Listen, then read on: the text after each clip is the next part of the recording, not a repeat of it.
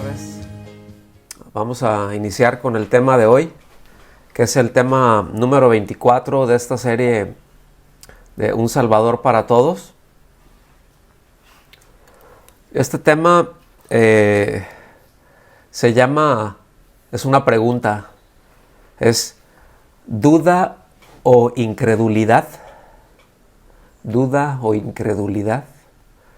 Vamos a ver el pasaje de Lucas, del capítulo 7, del versículo 8 hasta el 35. Es un pasaje largo y lo vamos a ver, lo vamos a leer primero de corrido y posteriormente vamos a detenernos en algunas secciones. Personalmente yo considero como un pasaje muy rico y muy esperanzador, al menos ese es el efecto que causó en mí, ¿verdad? Porque a veces podemos tener algunos conceptos un poquito desenfocados, no quiero decir equivocados, pero fuera del foco que debe de estar. Entonces vamos a ir directo para allá, porque repito, el pasaje está bastante nutridito. Voy a empezar a leer. Vamos a leer desde la Nueva Versión Internacional, Lucas capítulo 7 a partir del versículo 18. Dice así, no me voy a detener, lo vamos a leer todo de corrido. Los discípulos de Juan le contaron todo esto. Él llamó a 2 de ellos y los envió al Señor a preguntarle, ¿eres tú el que ha de venir o debemos esperar a otro?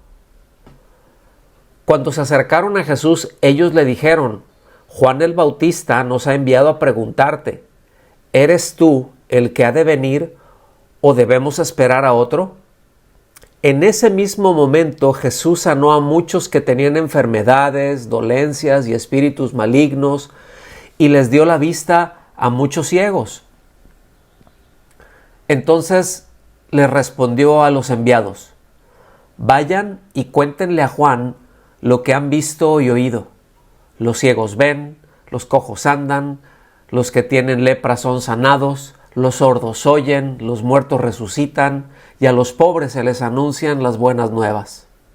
Dichoso el que no tropieza por mi causa. Cuando se fueron los enviados, Jesús comenzó a hablarle a la multitud acerca de Juan. ¿Qué salieron a ver al desierto? ¿Una caña sacudida por el viento? Sino, ¿qué salieron a ver? ¿A un hombre vestido con ropa fina? Claro que no, pues los que se visten ostentosamente y llevan una vida de lujo están en los palacios reales. Entonces, ¿qué salieron a ver? ¿A un profeta? Sí, les digo, y más que profeta. Este es de quien está escrito, yo estoy por enviar a mi mensajero delante de ti, el cual preparará el camino. Les digo que entre los mortales no ha habido nadie más grande que Juan. Sin embargo, el más pequeño en el reino de Dios es más grande que él. Versículo 29. Al oír esto, todo el pueblo y hasta los recaudadores de impuestos reconocieron que el camino de Dios era justo y fueron bautizados por Juan. Pero los fariseos y los expertos en la ley no se hicieron bautizar por Juan, rechazando así el propósito de Dios respecto a ellos. Entonces, ¿con qué puedo comparar a la gente de esta generación? ¿A quién se parecen ellos? Se parecen a niños sentados en la plaza que se gritan unos a otros. Tocamos la flauta y ustedes no bailaron. Entonamos un canto fúnebre y ustedes no lloraron. Porque vino Juan el Bautista que no comía pan ni bebía vino y ustedes dicen, tiene un demonio. Vino el Hijo del Hombre que come y bebe y ustedes dicen, este es un glotón y un borracho, amigo de recaudadores de impuestos y de pecadores. Pero la sabiduría queda demostrada por los que la siguen. El pasaje anterior, el que termina en el versículo 17, ustedes recordarán, fue lo que vimos la semana pasada de los 2 milagros, pero del último milagro que se llevó a cabo en Naín, ¿recuerdan?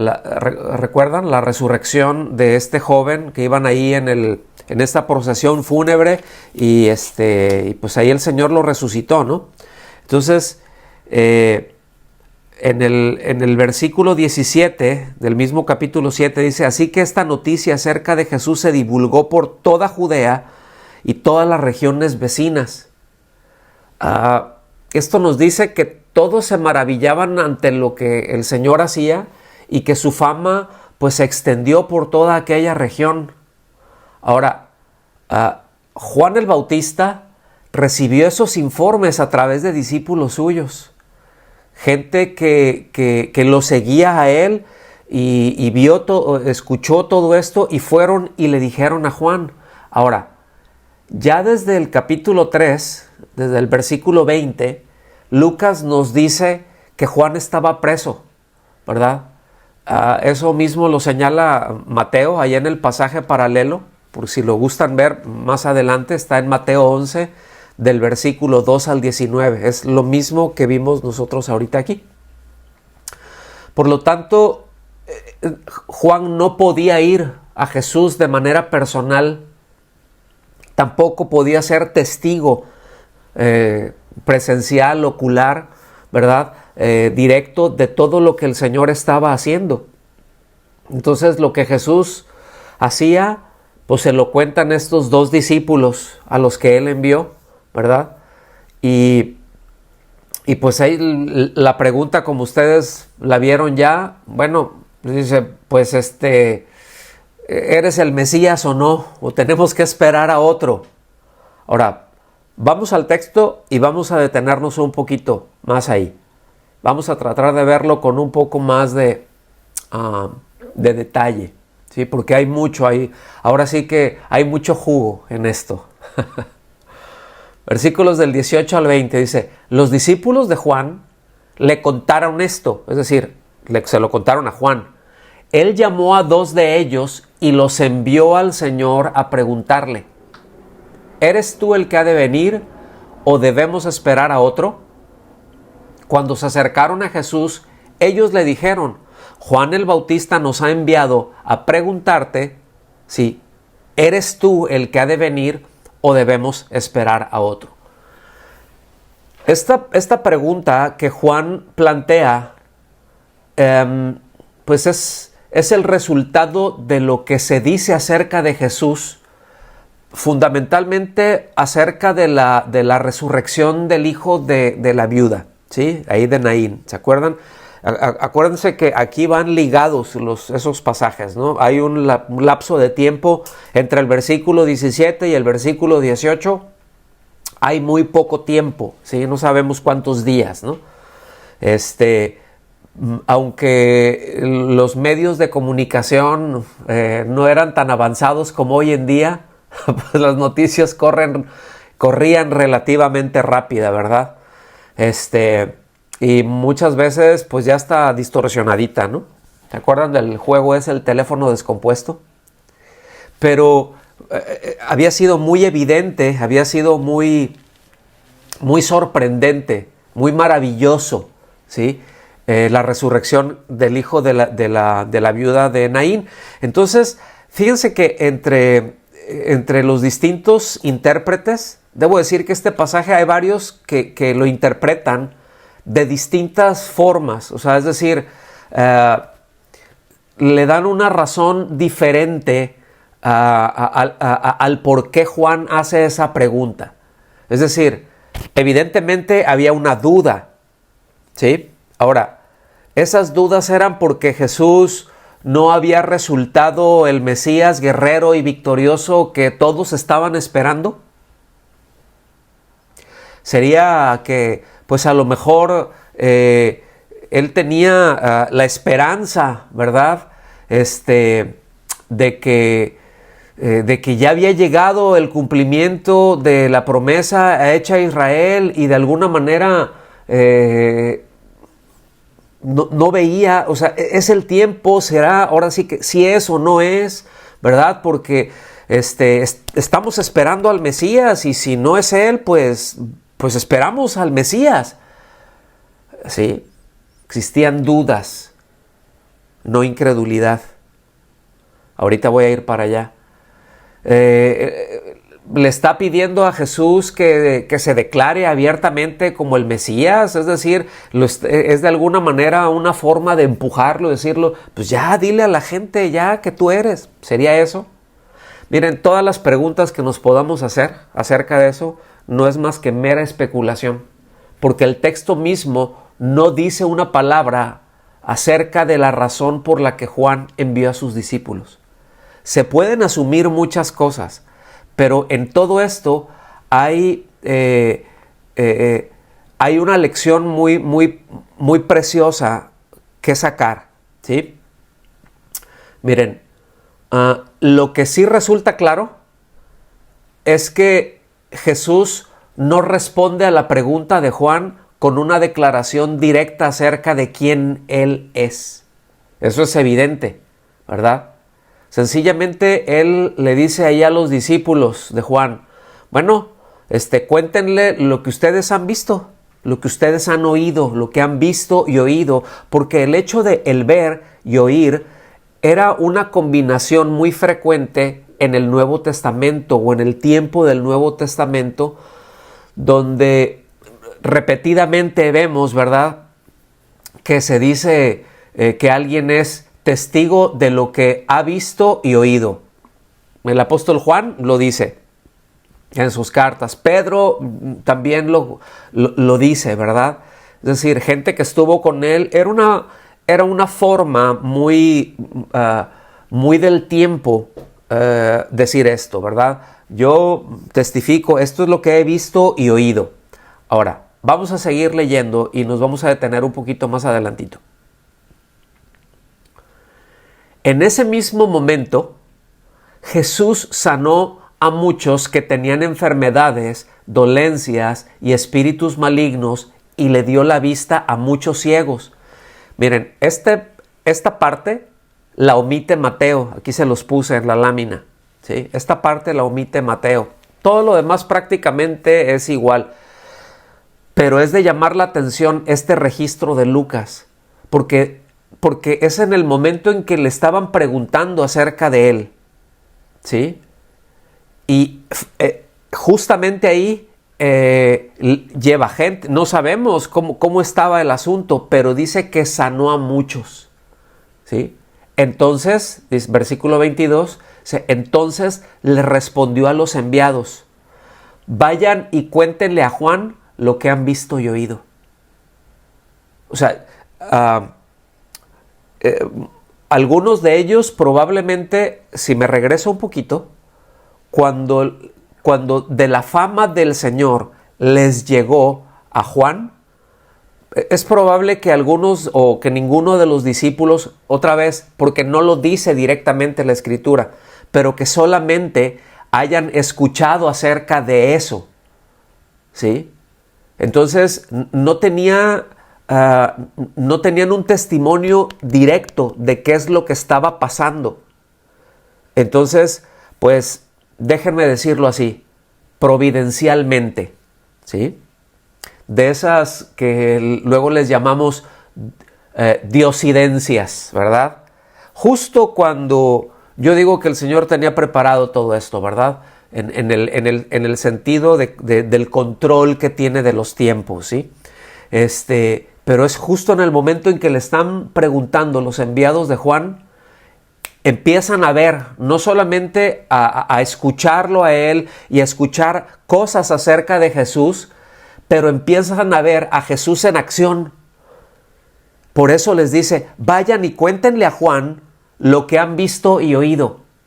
Los ciegos ven, los cojos andan, los que tienen lepra son sanados. Hay otras versiones que dicen que son limpios o limpiados. Los sordos oyen, los muertos resucitan y a los pobres se les anuncian las buenas nuevas. Entonces, aquí el Señor hace alusión a varios pasajes de Isaías en donde hay 6 cosas que mencionan y que señalan la obra de Dios en el Antiguo Testamento y que son referencias directas al Mesías prometido. Es decir, cuando el Señor les dice, por ejemplo, los ciegos ven, es la primera, los cojos andan, 2, los que tienen lepra son sanados, 3, los sordos oyen, los muertos resucitan, ¿sí? A los pobres se les anuncian las buenas nuevas. La única frase que no pertenece a Isaías ahí es que los que tienen lepra son sanados o son limpiados. De ahí en fuera, todos tienen que ver, escúchenme muy bien por favor, porque necesito que pongamos atención aquí y que amarremos esto. Todas estas cosas tenían que ver con el accionar directo del Hijo de Dios, del Mesías, del que estaban esperando. Entonces, el Señor les pudo haber dicho, miren, sí soy yo, díganle a Juan que sí soy, claro que sí, no tiene de qué preocuparse. Y eso habría sido suficiente. Sin embargo, hay algo mucho más poderoso en esto, porque el Señor, aunque, como vimos hace un momentito, no les contestó directamente con una declaración, sí los lleva, ¿sí?, a que sean testigos precisamente de esa acción directa del Mesías prometido. Entonces, ya no solamente están oyendo, ya no solamente lo están viendo ahí, sino que están viendo cómo las escrituras, vamos a decirlo así, se desdoblan delante de sus ojos y se vuelven una realidad. Cómo esos pasajes se hacen una realidad en Jesús. Eso era un testimonio impresionante para ya llevar y decírselo a Juan y que ya estuviera tranquilo. Eso a mí me parece pues muy especial del Señor. Ahora, vamos a entrar un poquito en el tema. Una duda y la duda y la incredulidad son completamente distintas. Una duda es sencillamente una interrogante, ¿sí? A veces nosotros utilizamos por una cuestión de uso del vocabulario, nosotros llegamos a utilizar, duda para referirnos a algo de incredulidad. Se puede hacer dependiendo del contexto, ¿sí? Pero por definición, una duda sencillamente es una suspensión voluntaria y transitoria del juicio para dar espacio y tiempo a fin de poner en orden las ideas. Es decir, no me adelanto a esto que estoy pensando, no me adelanto a concluir porque no tengo todos los elementos. El domingo Rocío nos daba un ejemplo de un pato, ¿sí? Dice, si camina como pato, si nada como pato, si grazna como pato, ¿verdad? Ahora sí que si pata como pato. Dice uno, pues es pato. No. Ese principio es, ¿verdad? Eso es conocimiento inductivo.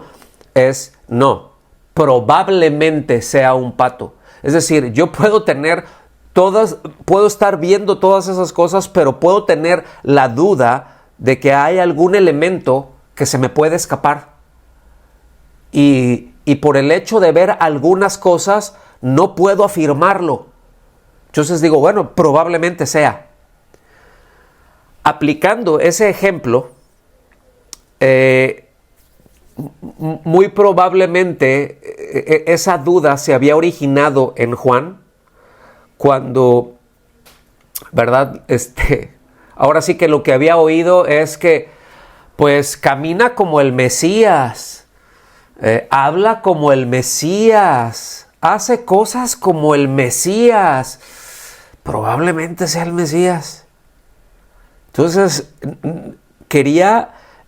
repito, Una duda es una suspensión voluntaria y transitoria del juicio para dar espacio y tiempo a fin de poner en orden las ideas. Es decir, esto tiene que ver con una falta de información. Esto tiene que ver con el hecho de no tener en claro un determinado asunto, pero no implica rechazo. ¿Sí? En tanto que la incredulidad, por otro lado, es repugnancia por definición. Incredulidad es repugnancia o rechazo a creer algo. Es decir, incredulidad es, bueno, yo tengo en claro el argumento, pero lo rechazo, rehúso a creer. Es decir, la incredulidad tiene el mismo elemento de voluntad, es rehusarse a creer. En una duda, el elemento de la voluntad es, voy a esperar y me falta información, ¿sí? Tengo que dar tiempo, tengo que poner las cosas en orden, tengo que poner mis ideas en orden, tengo que asegurarme de esto. Pero la incredulidad es cuando ya el hecho ya está ahí, cuando ha sido muy claro y yo utilizo mi voluntad para rechazar, no para pausar y juntar la información. Espero estarme dando a entender con esto, porque aquí es esencial entender esto, ¿sí? Como creyentes podemos tener dudas, pero el hecho de ser creyentes precisamente es lo contrario de ser incrédulos. Somos creyentes porque hemos creído en una verdad objetiva y hemos decidido poner nuestra confianza, hemos decidido ejercitar nuestra fe y poner nuestra confianza en esa verdad. Vengan conmigo, por favor, allá a Juan, capítulo 3, versículo 36. Este es el mismo capítulo del amor, ¿sí? Versículo 36. El que cree en el Hijo tiene vida eterna. Fíjense bien, estas son declaraciones contundentes. El que cree en el Hijo tiene vida eterna, mas el que rehúsa creer en el Hijo no verá la vida, sino que la ira de Dios permanece sobre él. Entonces noten cómo al Señor no le molestan nuestras dudas. Me atrevo a decir que las entiende, ¿sí? Y el asunto es de que Él trata muy distinto una duda a la incredulidad. Las dudas, mis amados, las resuelve. La incredulidad la condena. Son dos cosas bien distintas. Ahora sí que decía un maestro, ¿verdad? Mío por ahí. Son dos animales distintos. Son dos especies distintas. Son dos naturalezas distintas. Nosotros nunca vemos al Señor cuando se tenía alguna duda, no había una mala reacción en Él. Siempre respondía a eso, pero no respondía de la misma manera cuando veía una flagrante incredulidad. Repito, son cosas muy distintas. Muchas veces podemos tener dudas porque sencillamente pues no tenemos la información completa, ¿verdad? Y debido a que no estamos viendo el cuadro completo, pues podemos tener expectativas que no quiero decir que no son correctas, pero que no están en línea con la verdad. Y por eso existe esa duda, por eso existe esa pausa en mis pensamientos, esa pausa en mi juicio, ¿sí? Entonces, dudar es natural. Implica que no sabemos todo, hermanos. Implica que no entendemos todo. Y eso es normal. Dios sabe que no sabemos todo y que no entendemos todo. Vaya que sí lo sabe. ¿Sí? Ahora sí que, discúlpenme que me voy a poner de ejemplo en esto. Pero es para tratar de aclarar algo. ¿Sí? Tratar de aclarar el punto. Y se trata en cuanto a mi persona, a mi salud. Solo por mencionarlo, ¿verdad? Miren, yo tengo una plena certeza que en mi vida o que mi vida está en las manos de Dios. O sea, yo sé que mi vida está en las manos de Dios. Sé que Él está en control de todo lo relacionado con lo que tiene que ver con mi próxima cirugía. ¿Sí? El resultado de esa cirugía, yo les voy a ser honesto, el resultado de esa cirugía a mí no me preocupa. La verdad es que me tiene sin cuidado. No es algo que me preocupe. ¿Sí?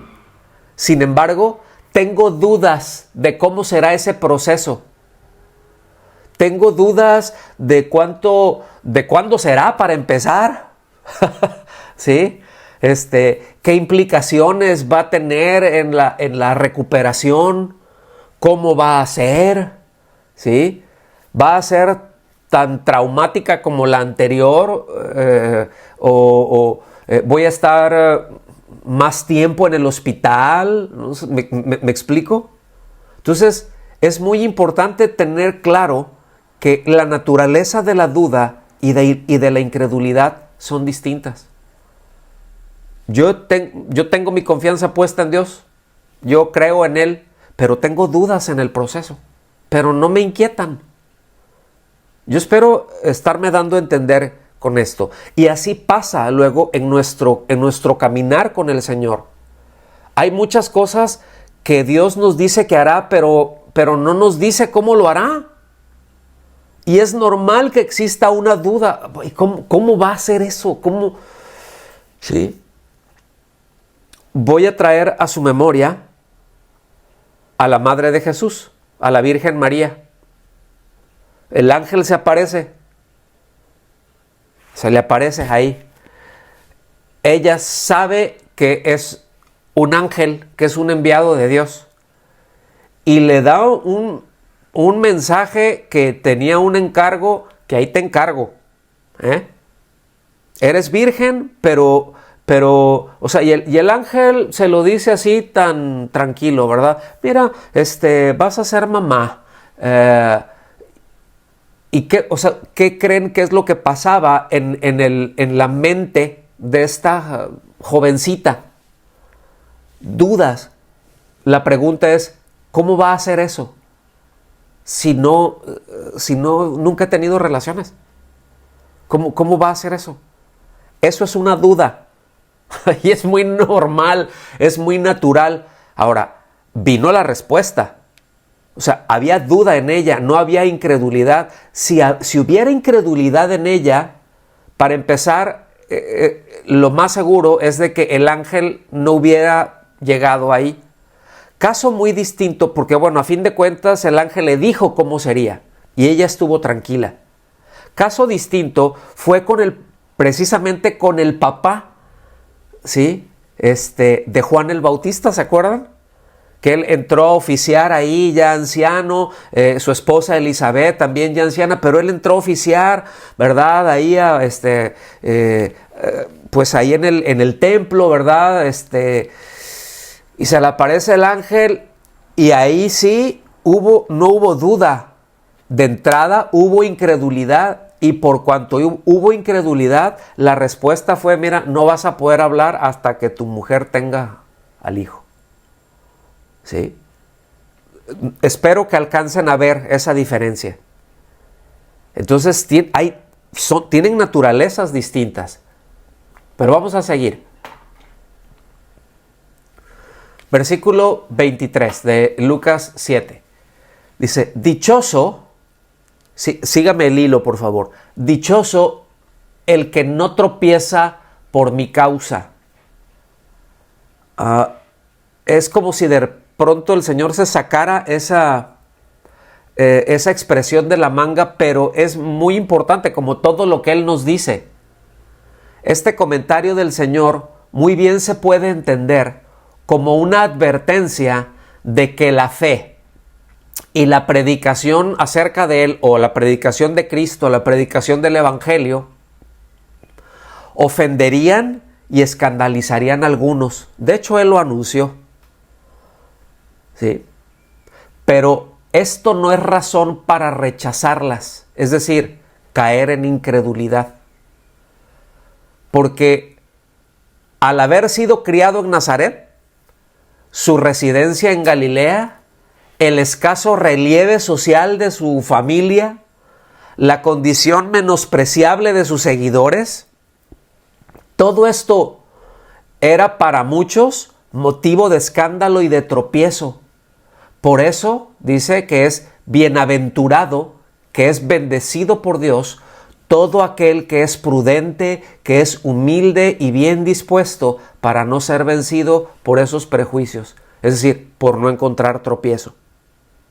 Ustedes recordarán algunas de las conversaciones que el Señor tuvo con los doctores de la ley y con los fariseos, con algunos de ellos.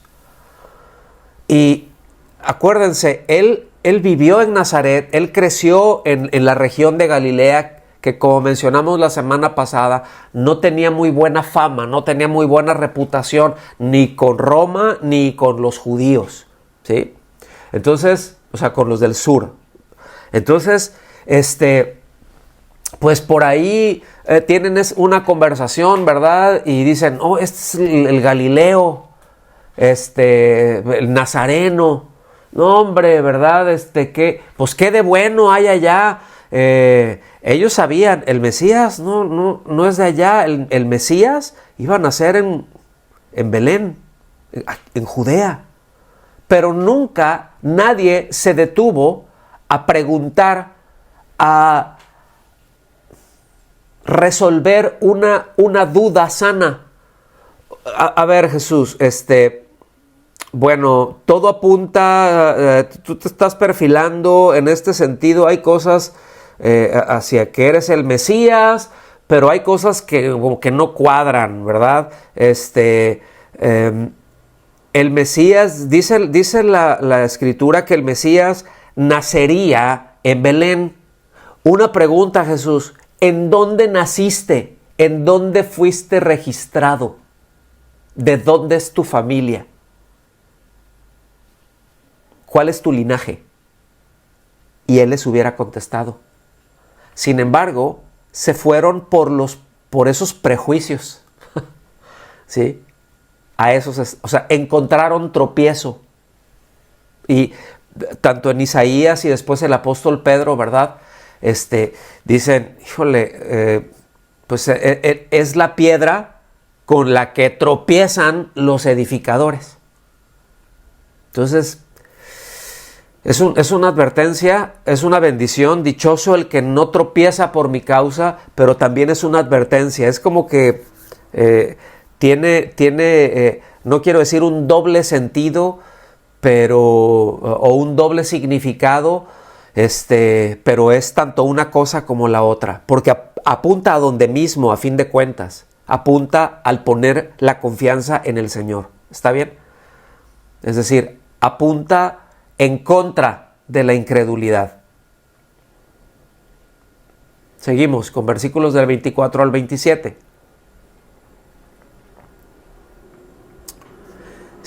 Cuando se fueron los enviados, o sea, los enviados de Juan, Jesús comenzó a hablarles a la multitud acerca de Juan. Fíjense qué curioso. No empezó a hablarles acerca de él, sino acerca de Juan. Porque mucha gente se dio cuenta de estas preguntas, de esta pregunta que le hicieron. Y él empieza con estas preguntas. ¿Qué salieron a ver al desierto? ¿Una caña sacudida por el viento? Si no, ¿qué salieron a ver? ¿A un hombre vestido con ropa fina? Claro que no. Pues los que se visten ostentosamente y llevan una vida de lujo están en los palacios reales. Entonces, ¿qué salieron a ver? ¿A un profeta? Dice, sí, les digo, y más que profeta. Este es de quien está escrito: yo estoy por enviar a mi mensajero delante de ti, el cual preparará el camino. Esa es una referencia hecha en Malaquías capítulo 3, versículo 1. Entonces, fíjense bien. Después de que los enviados del Señor se fueron, los enviados de Juan, perdón, se fueron, pues aquí ya el Señor empieza a cuestionar ahora a la gente con respecto a Juan, ¿sí? Es decir, las personas no salían, acuérdense, bueno, aquí en este momento Juan ya estaba en la cárcel, pero está haciendo así como un flashback, ¿no? Las personas no irían al desierto a ver una caña sacudida por el viento, ¿sí? Ahorita voy a tratar eso más. Ni irían a ver a Juan si fuera un individuo intrascendente y ordinario. En la literatura griega, una caña se considera como débil y frágil. Luego, la pregunta retórica, ¿sí?, del Señor sugiere que Juan no era débil, ¿sí?, aunque enviara a sus discípulos a preguntarle de su identidad. O sea, aquí el Señor, estas preguntas que está haciendo, está saliendo en defensa de Juan. Es como para decirles, oigan, no piensen que era débil por la pregunta que me hizo, no piensen que era débil por expresar una duda. ¿Sí? Era más que un profeta. Ha habido muchos profetas bien tremendos, pero como Juan, ninguno. ¿Sí? Y hay muchas razones para ellos, y ahorita vamos a verlas. Versículo 28, les digo que entre los mortales no ha habido nadie más grande que Juan. Sin embargo, el más pequeño en el reino de Dios es más grande que él. Estas son de las preguntas que a mí me sacaban dudas. O sea, ¿cómo puede ser, verdad? El más grande. A ver, porque, bueno, Elías hizo tremendas señales, Elías. Y tenía un mensaje poderoso. Sin embargo, Isaías tenía un mensaje poderosísimo. Jeremías, Daniel. ¿Sí? Sin embargo, dice, nadie más grande que Juan. Sin embargo, el más pequeño en el reino de Dios es más grande que él. Ahora, esta expresión de no ha habido nadie más grande que Juan, pues ya de él, de Juan, ya se había profetizado que sería grande. De hecho dice, será grande y lleno del Espíritu Santo desde el seno de su madre. Eso está en el capítulo 1, versículo 15 de Lucas. Es decir, Lucas lo registra ya. Entonces, vean, o sea, cómo estos pequeños detalles son cumplimientos de la palabra, hermanos. Podemos poner toda nuestra confianza en la palabra de Dios, ¿verdad? O sea, estaba cumpliéndose entonces. Ahora, muchos otros habían sido importantes en el mundo. Como mencioné, Elías, Eliseo, ¿verdad? Otros tantos. Pero ninguno había llegado a la dimensión de Juan, hermanos. Ninguno. ¿Sí? Varias razones. Fue el único que pudo anunciar la llegada del Mesías, ¿sí?, llamando la atención de todos a su condición del Cordero de Dios que quita el pecado del mundo. Es decir, podemos ver a Juan como con un pie en el Antiguo Testamento y con otro pie ahí en el Nuevo Testamento queriendo entrar, sí, pero anunciando el reino de los cielos, anunciándolo a él y después ya viéndolo directamente y enfocando la atención de todos hacia el Señor, no hacia él mismo. ¿Sí? Un pastor hace muchos años, nada más un paréntesis, dijo que la alabanza, esos tiempos que tenemos de alabanza y adoración, dicen, son como Juan el Bautista. Dice, no son el camino, pero nos llevan a Jesús, nos apunta a Él. Tiene mucha razón en eso. Seguimos. Otra razón por la que se dice esto de que era grande, digo, para empezar, lleno del Espíritu Santo antes de nacer. Fue el único profeta que llamó al arrepentimiento, ya que el reino de los cielos se había acercado, ¿verdad? Como única manera de entrar en él.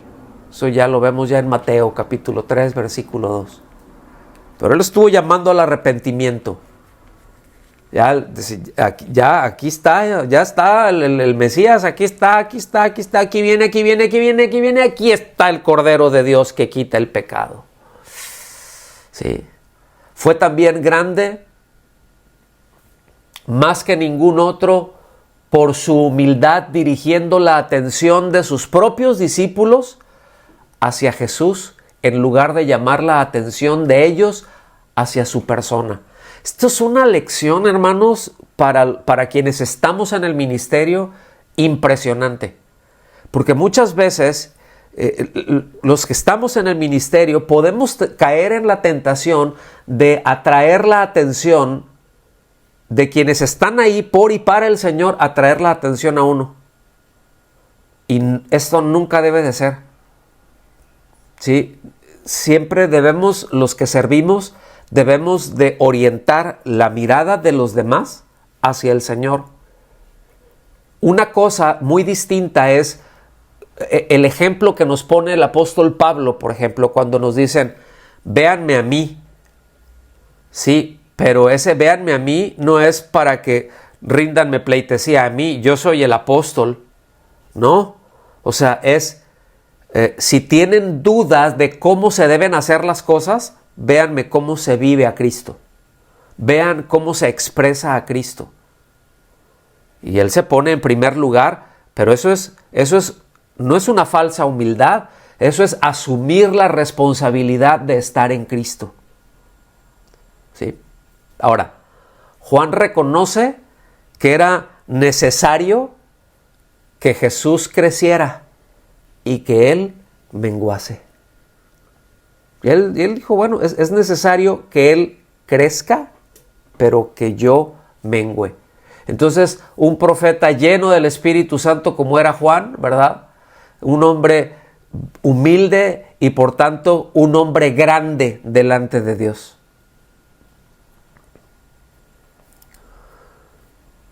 Aquí es donde estaba luego mi duda. En algún tiempo fue esto.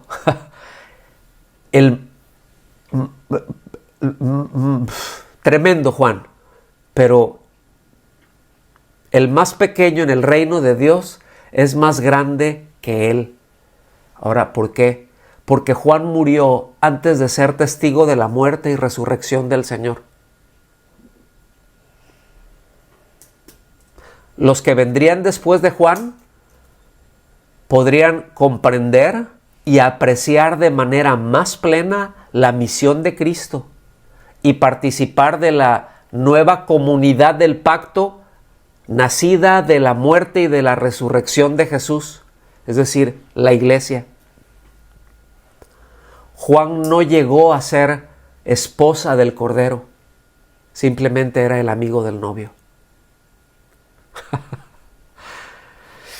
Eso, híjole, eso es algo bien tremendo, hermanos, que nos debe de, la verdad, de maravillar y de llenar de una profunda gratitud.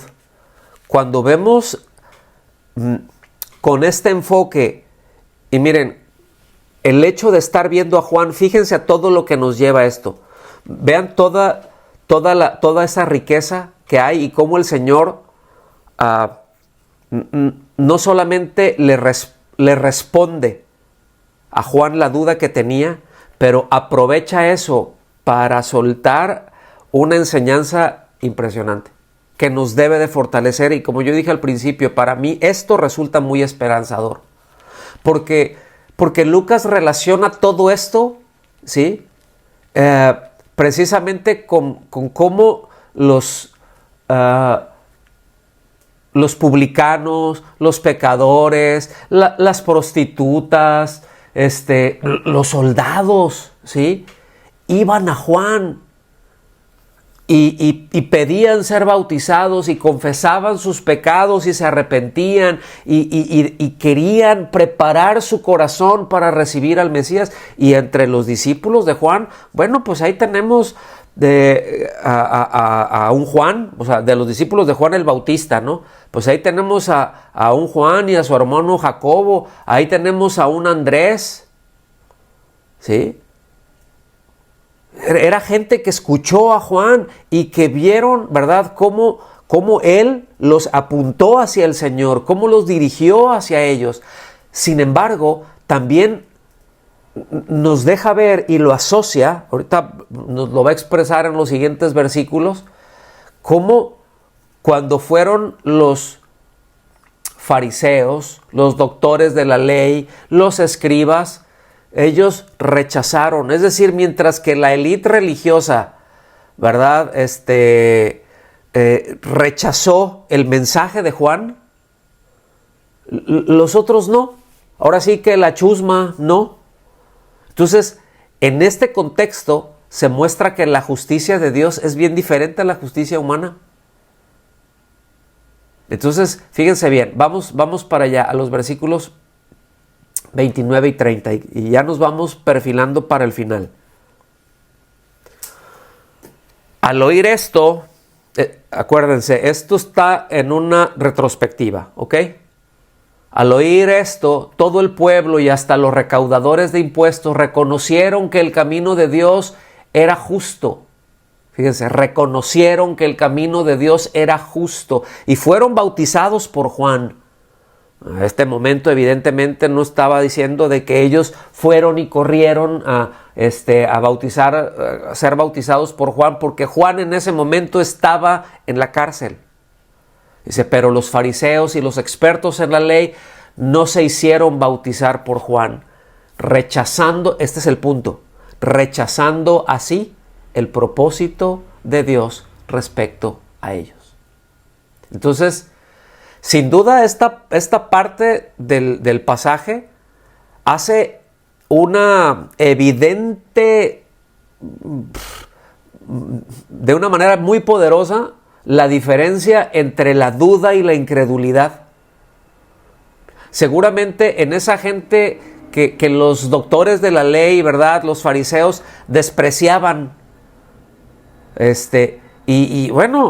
y esos recaudadores de impuestos y esos pecadores y todo eso, ellos en algún momento tuvieron dudas, pero fueron.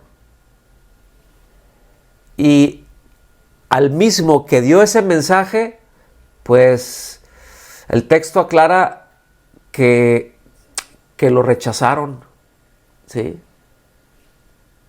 ¿Se acuerdan ustedes en algún momento cuando le preguntaron al Señor, oye, ¿y tú, esa autoridad que tienes, quién te la dio? Y el Señor les dijo, yo les voy a contestar, pero ustedes me van a contestar otra cosa. El mensaje de Juan, el bautismo de Juan, lo que Juan hacía, ¿era del cielo o de los hombres? Es decir, ¿era un enviado por Dios o por los hombres? ¿Estaba haciendo la voluntad de Dios? ¿Era claro el mensaje de Dios? ¿O era claro que era un rollo de Juan? Como han habido otros que sacan sus cosas. Y ellos le dijeron, hicieron una mini conferencia, ¿verdad? Ahí. No, pues si decimos que de los hombres, no, pues nos va a ir mal con la gente, porque pues la gente tiene por profeta a Juan. Y si le decimos que del cielo, entonces él nos va a decir, entonces, ¿y por qué no le hicieron caso? Entonces es como que no sabemos, ¿sí? Tenemos nuestras dudas. Bueno, ahí no reflejaron dudas, lo que manifestaron fue incredulidad. ¿Alcanzan a ver esto? ¿Alcanzan a ver esa diferencia? Seguimos. vámonos para la conclusión. La conclusión es larga porque es el resto del pasaje. Es del versículo 31 al 35. Y repito, esto se explica por sí mismo, aunque trataremos de aclararlo un poquito más. Vamos bien de tiempo. Versículo 31. Entonces, ¿con quién puedo comparar a la gente de esta generación? Es decir, que a ver, ¿con quién los comparo? Dice, ¿a quién se parecen? Dice, se parecen a niños sentados en la plaza. Otras versiones dice a los muchachos, ¿sí? A niños sentados en la plaza que se gritan unos a otros. Tocamos la flauta y ustedes no bailaron. Entonamos un canto fúnebre y ustedes no lloraron. Probablemente eso era un juego que tenían, ¿sí? Pero fíjense cómo está. Dice, porque vino Juan el Bautista, que no comía pan ni bebía vino, y ustedes dicen, tiene un demonio. Vino el Hijo del Hombre, que come y bebe, y ustedes dicen, este es un glotón y es un borracho, amigo de recaudadores de impuestos y de pecadores.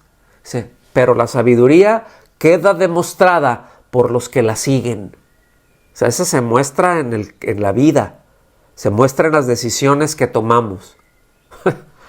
Fíjense. Concluye entonces el Señor comparando a aquellos que presumiblemente deberían de ser los más maduros espiritualmente y con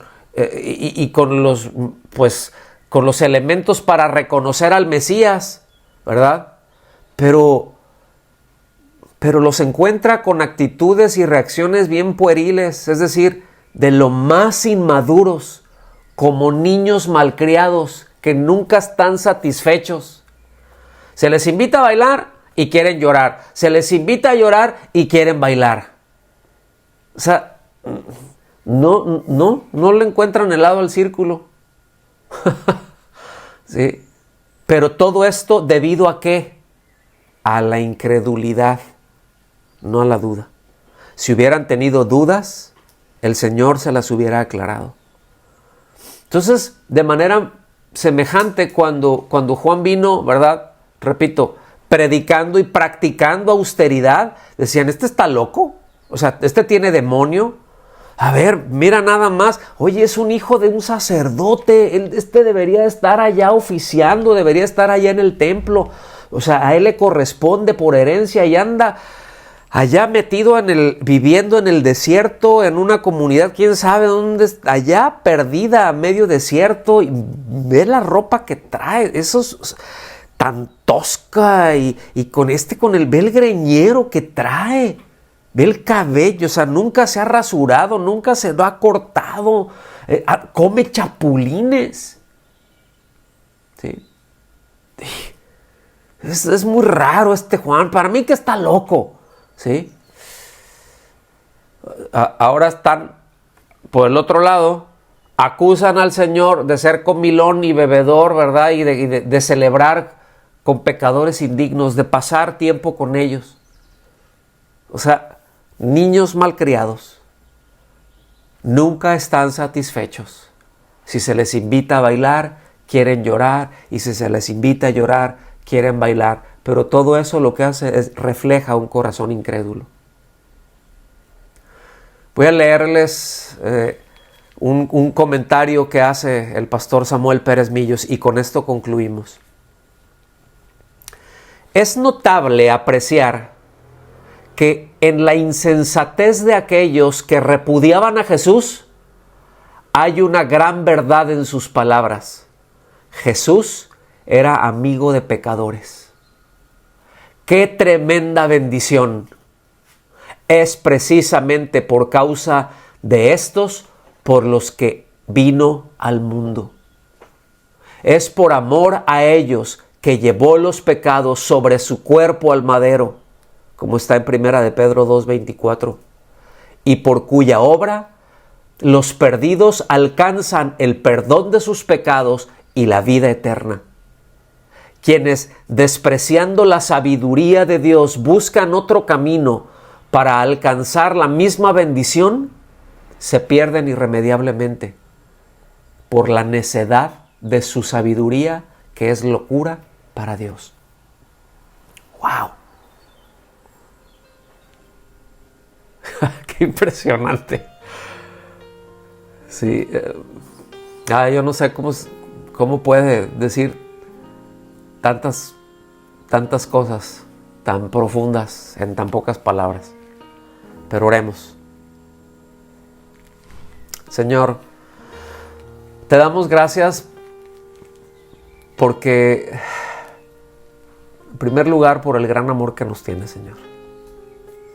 Te damos gracias por esa bondad tuya, por ser amigo nuestro, porque aun cuando nosotros éramos incapaces de hacer nada por nosotros mismos, incapaces de hacer algo para salir de la condición de enajenación que estábamos de ti, de esa separación de la vida que teníamos, y no podíamos hacer nada para unirnos a ti, para reconciliarnos contigo. Señor, tú enviaste a tu Hijo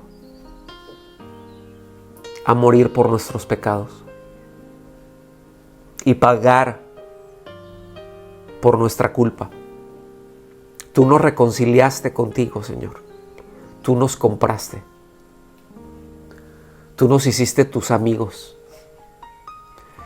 Y gracias porque sabemos que tú sabes que hay de pronto dudas en nuestras mentes, porque no sabemos muchísimas cosas y no sabemos cómo actuarás, no sabemos cosas que van a pasar, pero nunca queremos confundirla con la incredulidad, Señor.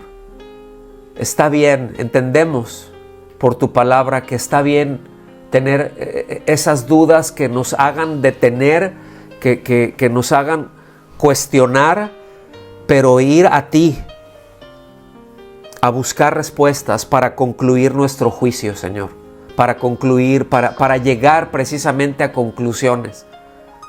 Ese es un camino sabio, detenernos y preguntarte. Y una vez que tú hayas satisfecho, que hayas respondido nuestras dudas, entonces seguir avanzando, Señor. Pero nunca queremos incredulidad en nuestras vidas. Líbranos de que tengamos nosotros la certeza de algo y lo rechacemos.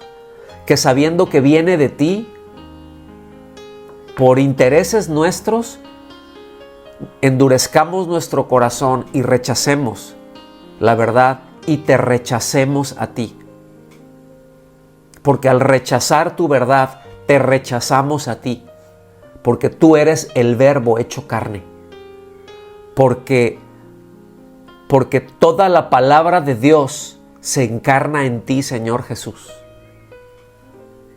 Y no queremos de ninguna manera, en ningún modo, caminar en incredulidad. Sabemos que tenemos dudas y te damos las gracias porque nos invitas a que vayamos a ti y te preguntemos, que te consultemos. Tú prometes enseñarnos tu camino. Tú prometes dirigirnos. Tú prometes pastorearnos. Tú prometes corregirnos. Y qué bendición es tener eso al alcance de nuestras manos. Muchas gracias, Señor, por acercarte a nosotros. Te damos las gracias en el nombre de Jesús. Amén.